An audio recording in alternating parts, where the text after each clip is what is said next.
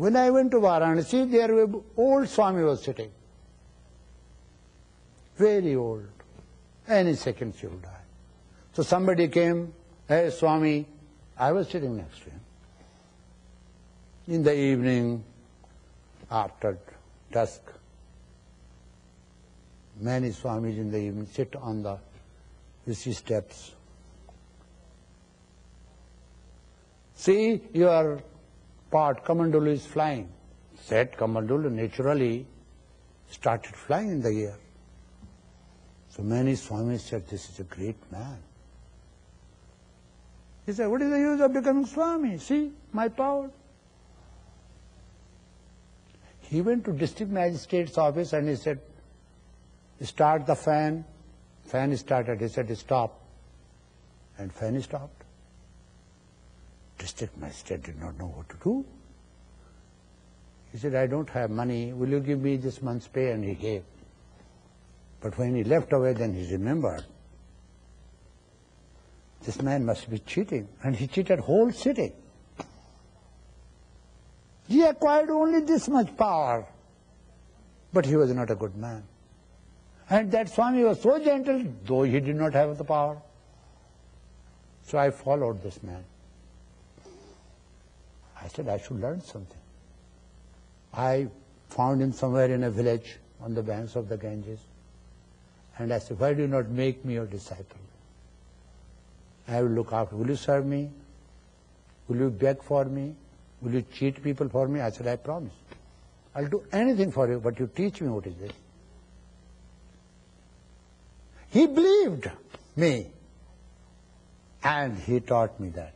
So I started practicing that.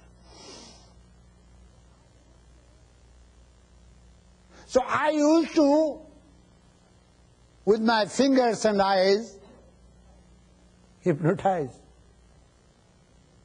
But I could do only a child. He said, "Don't take risk of doing it with kid or between 12 to 14. I used to show off because I had some wisdom. I thought it was a great wisdom. So my master sent someone to me and said, "Don't practice, I'll beat you to death." Correct. Didn't know. And if you don't listen to me, you will be facing a serious problem and then don't remember me. Unfortunately, I had so much faith on him, I never used to listen to him, thinking that he will protect me. All the mistakes I committed in my life because of that strength, I misused his strength. So I did. I said, "Leave the grounds," in somebody's home, the child. And I said, "It's not hypnosis, go through this, lie down." And people said. And they said, "What a great Swami, look at so young, having such a great power." And I used to ask the questions and he would answer correctly. You know what happened? I was asked not to collect money and I started collecting money. Somebody gave me 500, somebody gave me 1,000, somebody gave me 2,000. I became very rich. So the Swami came from the monastery and he said, "Come." I touched his feet and he hit me here hard and I was unconscious and he started beating me. Somebody said, "Why are you doing it?" He said, "You keep quiet. He's my disciple. I am going to do it." He was one of the Swamis there. When I opened my eyes again, he slapped me, kicked me. He said, "One day you are going to face problem, nobody is going to help you." I am talking to you something about the siddhis described in Yoga Darshan.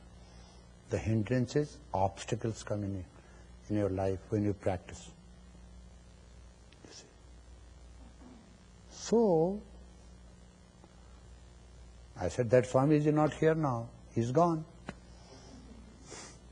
So in somebody's home in Banaras, there were many good people, rich people. So I put child in that. I used to spread banana leaves and ask the child to lay. I said, stay there. So everybody said, this man is terrific. What was my aim? To go on ego trip or to collect some money. Against the order of my monastery, I did this. Just learned something from somebody. And even when I was told not to do, I continued doing it. Because ego problem, even if you hand over your ego, like Aruna did, it's not possible. Next day she will show her ego. You see. And then after the questions are over, the child came down, wouldn't respond to me. Can you believe? I said, come out. And there was no answer. Oh. I said, the child is dead. Now they are going to kill me. So the owner of the house says, if anything happens to my child, either I'll shoot you or then see you are hung. I said, don't worry, nothing is happening. I tried my best, nothing would happen. I went to bathroom. You know why did I go? Not to take bath, to cry. Then I cried and thanked my master. I said, I promise. Save me once. No, next time. You know, I'm your child, and I became so polite. I prayed and prayed. I came back. No answer. I said, look here, I have to do some kriya. Again I went to bathroom and I started hitting my head on the wall. Had I had something to take poison, I would have done it. Because I said, no, they are going to kill me. And not only that, it will destroy my tradition. And all people will talk against my master. This is not good. I cried. So suddenly I got a jerk, no go, and never repeat again. Since then I stopped that.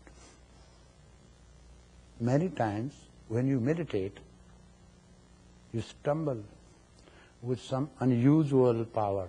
Either you start listening to the sounds, you start listening to many languages which you do not know, you start receiving hunch, you start saying something and that happens. You should not be distracted by those powers which are actually supernatural powers flowing through you. From where do they flow? From one source that is called intuitive library, infinite library of intuition. Finest of all knowledge, which does not need any evidence, which is beyond conscious and unconscious mind, which is between the unconscious and Supreme Soul within you. That is the library, which actually is called first prana, energy, that helps your mind to move, that helps your breaths to function. You are going inside, so you are never lost. You don't have to be afraid because you are not outside. So meditators are assured safety in all ways. Yes, if time comes when you think, I might lose my mind. When does it come? When you start working with your unconscious mind, you are afraid of losing consciousness. Exactly like this. Suddenly, one day, for no rhyme or reason, you think, I might die. I might die. What happens if I die tomorrow? What happens if I get sick and nobody is to look after me? Negativity hidden in the unconscious. There are many levels where the inner, you see, these impressions are stored. You come in touch. One day you are smiling for no reason. One day you are very sad because of the influence of those which are hidden in the memory box. That's why Patanjali said, they should also be controlled. And with the help of meditation, you do it. For conscious mind, you have to use the third step.